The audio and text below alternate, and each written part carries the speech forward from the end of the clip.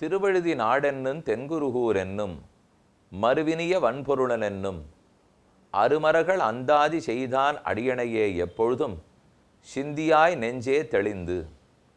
இது நம்மாழ்வாரை பற்றி புகழுகிற பாடல். நெஞ்சே முதல்ல தெளிவை ஏற்படுத்திக்கோ. திருவழுதி வளநாடு, இதுதான் திருக்குருகூர் ஆழ்வார்த்து நகரி. திருவழுதி நாடென்னும் தென்குருகூர் என்னும் மறுவினிய வன் பொருணல் என்னும், பொருணல் ஆறுதான் தாமிரவருணி ஆறு. வன் பொருளல் என்னும் இப்படிப்பட்ட அழகான இடத்தில் நதிக்கரையில் புளியமரத்தடியிலே சுவாமி நம்மாழ்வார் அவதரித்தார். திருவழுதி நாடென்னும் தென்குருகூர் என்னும் மறுவினிய வன்பொருளன் என்னும் அருமரகள் அந்தாதி செய்தான். அருமறைகள் தெரிஞ்சுக்கிறதுக்கு கஷ்டமாக இருக்கக்கூடிய வேதம், வேதாந்தம் சுலபத்தில் புரியாது. அப்படிப்பட்ட வேதத்தின் பொருளை எல்லாம், உட்கருத்துக்களை எல்லாம் அந்தாதி செய்தான். அந்தாதி பாடல்களாக திருவாய்மொழியில் பாடினார். அதே போல பெரிய திருவந்தாதியில் பாடினார். அருமரகள் அந்தாதி செய்தான் அடியணையே, அந்த நம்மாழ்வாருடைய திருவடிகளையே சிந்தியாய் நெஞ்சே தெளிந்து சிந்தி. எங்கெங்கோ தேடி போகாதே.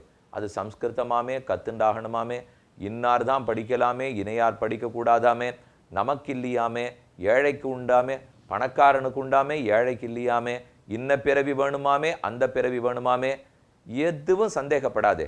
ஆழ்வார் திருவடிகளை பற்று, சிந்தை தெளி. நெஞ்சே நீ குழம்பிப்படாதே. சிந்தி குழம்பாம என்ன செய்ய வேண்டும்? இப்போ திருவழுதி நாடென்னும் தென்குருகூர் என்னும் மறுவினிய வன்பொருளன் என்னும் அருமரகள் அந்தாதி செய்தான். நம்மாழ்வாருடைய அடியணையே எப்பொழுதும் சிந்தியாய், அவர் திருவடிகளையே நினை. அந்த திருவடியை கெட்டியா பிடிச்சுனுட்டோம்னா வேரோட சம்சாரம் அருந்து போம். உயர்வே பரன்படியை உள்ளதெல்லாம் தான் கண்டு உயர்வேத நேர்கொண்டுரைத்து மயர்வேதும் வாராமல் மானிடரை வாழ்விக்கும் மாறன் சொல். வேறாகவே விளையும் வீடு. வீடு கிடைக்கணும், முக்தி கிடைக்கணும்னு சொன்னால் அதுக்கு அடிப்படை வேணுமே. அந்த முக்தி ஆர் கொடுப்பார்கள்னா நம்மாழ்வாருடைய திருவாய்மொழியை படிக்க படிக்க அதில் ஆசையாக சேருவோம், அதில் விருப்பம் வந்துடும். கண்டிப்பாக மேன்மேலும் அதில் ஈடுபட்டு விடுவோம். அதைத்தான் இந்த பாடல்கள்லாம் சொல்லுகின்றன. இப்படிங்கிற செய்தி எத்தனை பேருக்கு தெரியும்? ரொம்ப குறைச்சலாக தெரியும். ஆழ்வார்னு ஒருத்தர் இருக்காரான்னு கேட்டால், இப்போ தமிழகத்தில் 7 கோடி மக்கள் இருக்கா. அவள்கிட்டெல்லாம் போய் ஒரு பேட்டி எடுத்துட்டு உங்களுக்கு நம்மாழ்வார் தெரியுமானால், யார் அப்படி ஒன்று நான் கேள்விப்பட்டது கிடையாதே, தெரியாதே, ஆழ்வார்கள்னு கேள்விப்பட்டிருக்கேன், நம்மாழ்வார் எங்கே பிறந்தார், என்ன நட்சத்திரம் தெரியாதுன்னு விடுவா. ஏன்னா அப்படி இப்படி தேடி பிடிச்சா ஒரு 10 லட்சம் பேருக்கு வேணால் தெரிஞ்சிருக்குமா? அது வரைக்கும் தெரிஞ்சிருக்கலாம். அந்த ஆழ்வார் திணைகளை சுற்றி இருக்கிற பல பேருக்கு ஆழ்வாரை இவர் தான் நம்மாழ்வார், இவர் என்னது பாடியிருக்காருங்கிறது கூட தெரியுமா? தெரியல. அப்போ இது வரைக்கும் தெரிஞ்சு வச்சுருக்கோமோ இல்லையோ? போராது இல்லையா? எல்லாருக்கும் அவருடைய பெருமை முழுவதுமாக தெரிஞ்சாதான் அதை பற்றி பயன்பெறுவதற்கு முடியும். அதைத்தான் நான் செய்ய போகிறேன் என்று மதுரகவி ஆழ்வார் அவருடைய பெருமையை எங்கும் எடுத்துரைக்க போகிறேன் என்று 7ஆம் பாட்டில் கூறினார். சரி, அவரை பற்றி சொல்லணும்னு வந்திருக்கீரே, அவ்வளவு பெருமை அவருக்கு இருக்கோ? பகவான் ஸ்ரீ கிருஷ்ணனுடைய பெருமையை எடுத்து சொல்லலாம், அதை போல ராமன் பெருமையை எடுத்து சொல்லலாம். ஒரு பக்தர் தானே நம்மாழ்வார், அவரிடத்துல பெருமை சொல்றதுக்கு அத்தனை இருக்கானால் அதுதான் ரொம்ப ஜாகிரதையாக நாம் புரிஞ்சுக்க வேண்டியது. எல்லா புஸ்தகங்களும் பகவானை பற்றி சொல்லும், அவருக்கு எல்லா பெருமைகளும் இருக்கும், எல்லாரும் அவரை பற்றி பொதுவாக பேசுவா, எல்லாரும் அவர் கோவில்களுக்கு போவா. ஆனால் அதே கோவில்ல பக்கத்தில் ஆழ்வார்களுக்கும் ஆச்சாரியர்களுக்கும் விக்கிரகங்கள் இருக்கும். அந்த பக்கம் ஒத்துரும் வரவே மாட்டா. அங்கே இருக்கிற அர்ச்சக சுவாமிகள்லாம் வாசல்லே உட்காண்டிருப்பா. என் ஸ்ரீரங்கத்திலே எடுத்துங்க, எத்தனை 52 54 சன்னதி இருக்குது, எத்தனை ஆழ்வார்கள் சன்னதி, எத்தனை ஆச்சாரியர்கள் சன்னதி, அங்கெல்லாம் அர்ச்சக சுவாமிகள்லாம் இருக்கா. இருந்து சேவை பண்ணி வைக்கணும்னா வரவே மாட்டோம். பெருமாள் சன்னதிக்கு போய் சேவிப்பா, தாயார் சன்னதிக்கு போய் சேவிப்பா, சக்கரத்தாழ்வார் சன்னதிக்கு போய் சேவிப்பா. அதுக்கப்புறம் ஒரு சிலர் தெரிஞ்சவர் தான் ராமானுஜருடைய சன்னதிக்கே எழுந்துருள்வார்கள். அதற்கப்புறம் மற்ற சன்னதி, நம்மாழ்வார் சன்னதி இருக்காமே, திருமங்கி ஆழ்வார் சன்னதி இருக்கே, திருக்கச்சி நம்பிகள் சன்னதி இருக்கே, திருமழிசை ஆழ்வார் சன்னதி இருக்கே, தொண்டரடிப்பொடி ஆழ்வார் சன்னதி இருக்கே, திருப்பான் ஆழ்வார் சன்னதி இருக்கே. இத்தனை சன்னதியும் தனித்தனியாக இருக்குது ஸ்ரீரங்கத்தில். ஆனால் எத்தனை பேர் வருவார்கள் என்னால் ரொம்ப குறைவாக வரா. இந்த நிலை மாற வேண்டும். நாம் நினச்சின்னு இருக்கிறது நேர பெருமாள் சன்னதியில் போய் நின்று அவர்கிட்ட வாங்கிட்டு வந்துடலாம்னு நினச்சிட்டு இருக்கோம். நடவாது, அது நடக்காது. அதை போல் அவர் கொடுத்துட்றதே இல்லை. அப்படி போய் நின்னோம்னா நம்ம குற்றங்கள் தான் அவருடைய கண்டப்படும். அதனால் எப்படி மாற்றிக்கணும்? இனிமேல் நம்ம முறை சரியாக தெரிஞ்சுக்கலைன்னா முறையை மாற்றிக்கணும். ஆழ்வார்கள் ஆச்சாரியர்கள் சன்னதியை சேவிச்சுட்டு சக்கரத்தாழ்வார் சன்னதியை சேவிக்கணும், தாயாரை சேவிக்கணும், பெருமாளை சேவிக்க வேண்டும். கொஞ்சம் முன்பின் சேவிச்சுங்க, அது கூட பரவாயில்ல. கூட்ட நாட்ட இடம், எந்த வரிசையில் போகணுன்னு உங்களால் போக முடியாத இருக்கலாம். சின்ன கோவிலாக இருந்தால் வரிசை எப்படி போகலாம்? பெரிய கோவிலில் எப்படி கியூ விட போகிறாளோ அப்படித்தானே நம்ம போயிட்டு வந்தாகணும். ஆனால் இத்தனை சன்னதியை சேவிச்சுட்டு தான் வர வேண்டும். அதை பற்றித்தான் இப்போ மதுரகவி ஆழ்வார் சொல்லிட்டு இருக்கார். உலகம் முழுக்க நம்மாழ்வார் பெருமையை சொல்ல போகிறேன். நம்ம தமிழகத்தினுடைய தெற்கு கோடியில் ஆழ்வார் திருநகரி இருக்குது இல்லையா? எல்லோரும் இப்போ வடக்கேந்து யாத்திரையெல்லாம் வர்றவாள்லாம் கூட அப்படி காஞ்சிபுரத்துக்கு வந்துடுவா. ஏன்னா அது வடக்கு எல்லையில் இருக்குது, திருவல்லிக்கேணி சென்னைக்குள்ளேயே இருக்குது. அதனால் நிச்சயம் சேவிச்சிருவா. அப்படி தெற்க போனால் ஸ்ரீரங்கம் ரொம்ப பிரதான திவதேசம், அது வரைக்கும் வருவா. ஸ்ரீரங்கத்தை தாண்டி தெற்க போகிறதே கொஞ்சம் குறவு தான். ராமேஸ்வரத்துக்கு வருவா, மதுரை வரைக்கும் வருவா. மதுரையை தாண்டி இப்போ கள்ளழகர் கோவிலுக்கோ அதுக்கப்புறம் இப்போ ஸ்ரீவில்லிபுத்தூருக்கோ போகிறவா குறைஞ்சிடுவா. அழகர் மதுரைக்கு வரும்போது ஓஹோன்னு லட்சத்தில் ஜனங்கள் இருக்கா. ஆனால் அத்தனை லட்சம் பேர் கள்ளழகர் மலைக்கு போய் சேவிப்பாளான்னா அது குறைஞ்சி போயிடும். மதுரை அளவுக்கே எப்படின்னால் இன்னும் தெற்க போக போக ரொம்பவே கூட்டம் குறைஞ்சிவிடும். அப்போ ஆழ்வார் திருநகரி பக்கம்லாம் போனோம்னால் அந்த பக்கம் இருக்கிறவா வரா, அதுக்குன்னு தெரிஞ்சு போகிறவர்கள் போகிறா.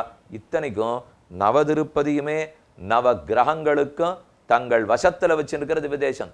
அங்கே இருக்கிற ஒவ்வொரு பெருமாளும் எல்லா கிரகமுமே அவருடைய வசம். நமக்கு சனீஸ்வரம் படுத்துறாரு, செவ்வாய் படுத்துறாரு, ஏதோ பெயர்ச்சி எல்லாம் இருக்காமே, ஊரு கவலைப்பட வேண்டாம்.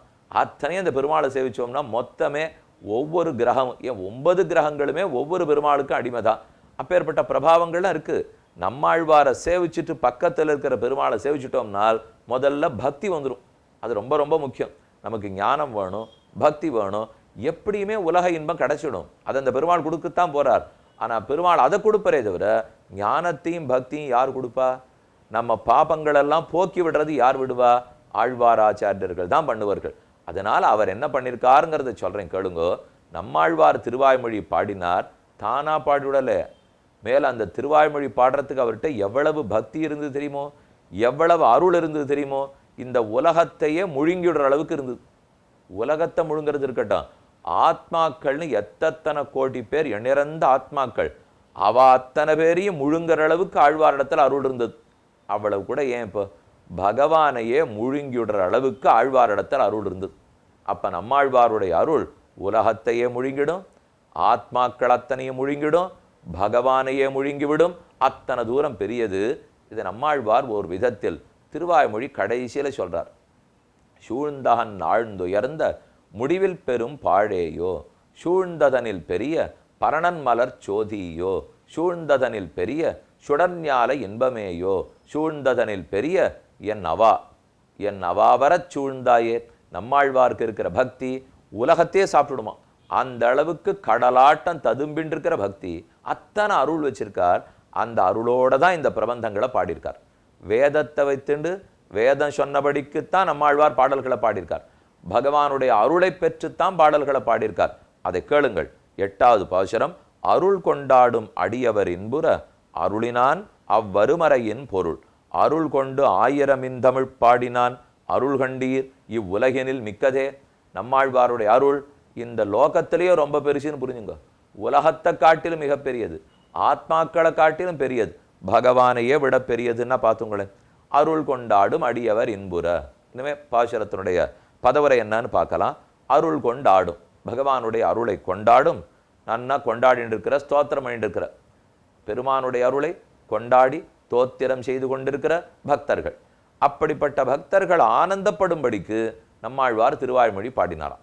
அருள் கொண்டாடும் அடியவர் இன்புற அவ்வருமறையின் பொருளை அருளினான். அவ்வருமறை கிடைப்பதற்கு அரியது, தெரிஞ்சுக்கிறதுக்கு ரொம்ப ரொம்ப அரியது. அப்படிப்பட்ட அருமையான வேதத்தினுடைய உட்பொருள்களை அருளினான். நம்மாழ்வார் திருவாய்மொழியாக அருளி செய்தவராகவும் அருள் கொண்டு 1000 இந்தமிழ் பாடினான். அருள் கொண்டு பெருமானுடைய பரமகிருபையாலே, பெருமானுடைய அருளாலே இன்தமிழ் பாடினான், 1000 பாடினான். 1000மே பாட்டு பாடினார், இனிமையாக பாடினார், தமிழை பாடினார். 3 அடைமொழி வச்சிருக்கார். இப்போ 1000 தான் பாடினார். அதனால் படிச்சுடலாம் சுவாமி. இனிமையாக பாடியிருக்கார், விட்டு போகவே மனசில்லை. தமிழில் பாடியிருக்கார், நானும் படிக்கலாமாமே. அப்போ எவ்வளோ பெருமை பாருங்க. 1000 இன் தமிழ் பாடினான், அதை தமிழாலே அமைந்த 1000 திருவாய்மொழி 1000ஐ பாடினான். அருள் கண்டீர், அந்த நம்மாழ்வாருடைய கிருபை, நம்மாழ்வாருடைய அருள் கண்டீர், அதுதான் அந்த ஒன்று மாத்திரம்தான் இவ்வுலகினில் மிக்கது. இந்த லோகத்தை காட்டில் மிகப்பெரியதுன்னா அவர் அருள் சின்னதுன்னு நினைக்காதீங்க. புளிய மரத்தடியில் இருக்கிற அருள்னு நினைச்சிடக்கூடாது. ஒரு சின்ன ஆழ்வார் திருநகரி நவதிருப்பதி இத்தோட ஆழ்வார் அருள் முடிஞ்சுடுத்துன்னு நினைக்கக்கூடாது. இவ்வுலகினில் மிக்கதே, இந்த லோகத்தை காட்டிலும் அது பெரியதாயிற்றே. இனி பொருள் பார்ப்போம். 8ஆம் பாட்டிலே எண்டிசையும் அறிய எம்புகேன், 8 திக்கிலும் போய் சொல்றேன்னு விட்டார். ஆழ்வாருடைய பெருமையை பற்றி 8 திக்கு, வடக்கு தெற்கு மேற்கு கிழக்கு, வடகிழக்கு தென்மேற்கு வடமேற்கு தென்கிழக்கு, 4 நாள் 8 ஆச்சா. ஆனால் திசை 10ன்னு சொல்லுவா. மேல் நோக்கி போகிறது ஆகாய ஒரு திசை, கீழ் நோக்கி போகிறது பூமி ஒரு திசை. அந்த ரெண்டுலேயும் மதுரகவி ஆழ்வார் போய் சொல்ல மாட்டாராம். ஏன்னா யார் ஒருத்தன் இந்த வைபவத்தை கேட்டுக்கிறானோ அவன் கீழ் நோக்கி விழமாட்டான். கீழே, அதனால கீழ் திசைக்கு சொல்லவே வேண்டாம். ஏன் மேலே சொல்லலாம் என்னால். ஆழ்வார் பெருமையை தெரிஞ்சின்றவன் இந்த பூலோகத்தை விட்டுட்டு மேலே போகவே மாட்டான்.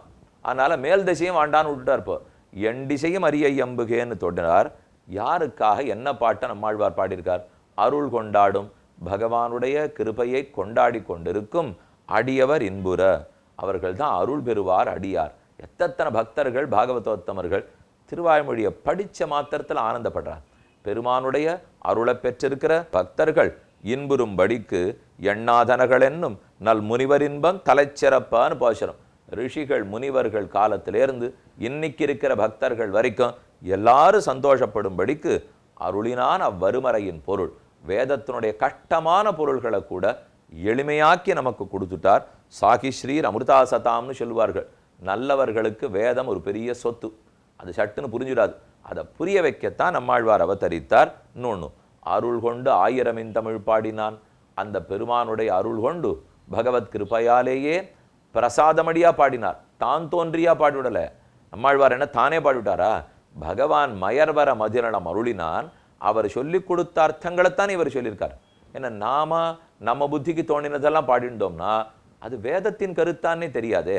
ஆனால் இது எனக்கு இப்படி தோன்றது, இந்த புஸ்தகத்தை படிக்கிறச்சே என் கோணம் இது அப்படின்னு சொல்லவே கூடாது. பெரியோர்கள் ஒத்துக்க மாட்டான். சயின்ஸ்லேயோ கணக்கு பாடத்துலேயோ புதுசாக கண்டுபிடிச்சா தான் பெருமை. ஆனால் ஆன்மீக பாடத்தில் பழமையை ஒழுங்காக திரும்பி சொன்னாதான் ஒத்துக்கொள்ளுவார்கள். நான் புதுசாக கடவுள்களை கண்டுபிடிக்கிறேன், எனக்கு என்னமோ ராமாயணத்தை பார்த்தா இப்படி இருக்கணும்னு தோன்றது, எனக்கு என்னமோ கீதை எப்படி தோன்றதுன்னா சொல்ல மாட்டார்கள். அப்போ அது என்ன சொல்லித்தோ அதைத்தான் திரும்ப சொல்ல வேண்டும். அதனாலே அருள் கொண்டு 1000 தமிழ் பாடினான். பகவானுடைய அருளாலே 1000 பாடினார். ஏன்னா வேதம்னு சொன்னால் எத்தனையோ 1000, ராமாயணம்னா 24,000. ஆனால் நம்மாழ்வார் பாட்டு 1000 தானே. 1000 இனிமையாக பாடியிருக்கார். ஒன்று அதனாலே பால் குடிக்கிறதுக்கு ஆறானோ சக்கரை பொங்கல் சாப்பிட்ணும் கொஞ்சம் கெஞ்சுவாளா பண்ண மாட்டோம் இல்லை. இனிமையாக பாடியிருக்கார், படிச்சுடலாம். தமிழில் பாடியிருக்கார், புரியும். 1000 தமிழ் பாடினான். இந்த நஞ்சியருங்கிற மகாச்சாரியர் மட்டும் ஒரு அழகான வேறுபட்ட அர்த்தம் சாதிச்சிருக்கார். அருள் கொண்டாடும் அடியவர் என்புற அருளினான் அவ்வருமறையின் பொருள். கீதாச்சாரியன் முதல் பாதி பாட்டு கண்ணன் கீதை சொன்னதான். அவ்வருமறையின் பொருளை உபனிஷதர்த்தங்களை கீதையாக கண்ணன் பாடினார். அவன் அருள் கொண்டு 1000 தமிழ் பாடினான். கீதாச்சாரியனுடைய அருளோடே திருவாய்மொழியாக கீதையின் அர்த்தத்தை திருவாய்மொழியாக பாடினார். 100 சிறந்த கருத்து இது. உபனிஷத்து வேதத்தின் அர்த்தத்தை திருவாய்மொழியாக பாடினார் முதல்ல சொன்னது. இப்போ சொல்றது வேதத்தின் அர்த்தத்தை கண்ணன் கீதையா பாடிவிட்டார். அந்த கீதையின் செழும் பொருளை ஆழ்வார் திருவாய்மொழியாக பாடியிருக்கார். 1000 தமிழ் பாடினார். அவன் அருள் கண்டீர். அந்த நம்மாழ்வாருடைய அருள்தான் இவ்வுலகினில் மிக்கது. இனிய தமிழ் பாட்டே கேயேச்ச மதுரம்னு பாடியிருக்கார். ஸ்ரீராமாயணத்தை எப்போ பாடினாலும் இனிமையாக இருக்குமா. லவகுஷர்கள் பாடினாலும் சரி, ஹனுமான் பாடினாலும் சரி, அதை விட இனிமை என்ன இது? யாழினிசை வேதத்திரர் பாடினான் அவர் அருள் கண்டீர் இவ்வுலகினில் மிக்கதே. அந்த நம்மாழ்வாருடைய அருள் லோகத்தை காட்டிலும் பெரியதுங்கிறதே இதோ சொல்லுகிறேன் கேளீர், கேட்டுக்கொண்டு பயன்படுத்தி கொள்ளுவீர். அப்போ பகவானுடைய அருள் ஆழ்வாருக்கு கிடைச்சது. ஆழ்வார் அருள் நம்ம அத்தனை பேருக்கும் கிடைக்க வேண்டும். கிட்டினால் தானே எங்கும் செல்கிறோம், முக்தி அடைய போகிறோம். ஆழ்வாருடைய அருளுக்கு பல்லாண்டு பாடி இன்று அமைகிறேன்.